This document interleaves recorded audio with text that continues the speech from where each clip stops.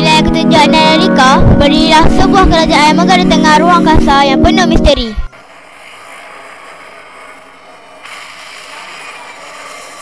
Apabila Sultan bertitah. Kerajaan ini adalah lambang kemuliaan dan kebijaksanaan. Namun, kekuatan sebenar terletak pada hati yang suci. Sultan Iskandar Ahmad Shah memerintah dengan penuh bijaksana, namun baginda menyimpan satu rahsia, iaitu pedang cahaya Nur Zaman. Pedang ini akan bersinar hanya bagi mereka yang memiliki niat tulus.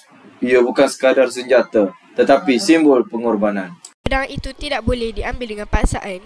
Ia hanya akan memberikan kekuatan kepada mereka yang benar-benar layak.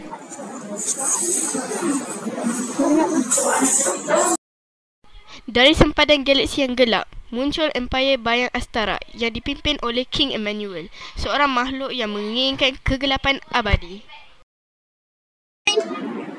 Aku harus bersedia. Pedang ini adalah amanah besar. Aku harus menghadapinya dengan hati yang bersih. Hang Tuah, cucu kepada Sultan Iskandar Ahmad Shah, dipanggil untuk membawa pedang cahaya. Tetapi untuk itu, dia harus melalui ujian hati di Nebula Nurani. Bersikap lemah adalah kelemahan. Kau harus berkuasa untuk menang. Kekuatan sebenar datang dari pengorbanan, bukan kebencian. Aku memilih kasih, bukan amarah. Di Nebula Nurani, Hang Tuah menghadapi bayang dirinya. Dia harus memilih untuk melepaskan amarah dan memilih jalan kasih.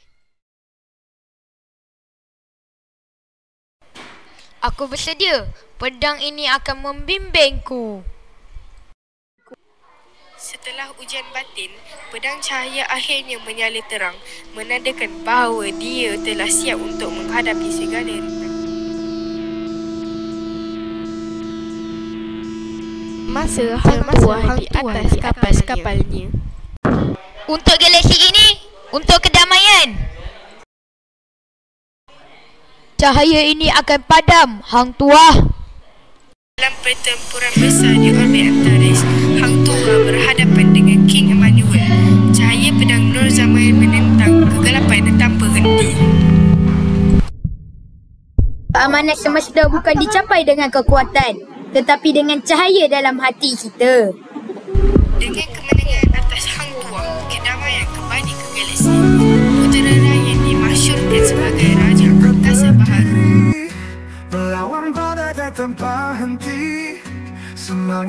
Ingatlah, wahai pewaris masa depan, tiada pedang sehebat cahaya yang lahir dari hati yang bersih. Dan begitulah, zaman gelap berakhir. Fajar baharu muncul, menerangi galaksi untuk selama-lamanya. Pedang cahaya ditempatkan di altar suci, bersinar dengan lembut, menandakan bahawa kekuatan sejati terletak pada kedamaian dan kebijaksanaan. Kesimpulannya, kita perlulah berusaha mempertahankan negara diri sendiri walaupun perlu rintangi pelbagai cabaran dan dugaan.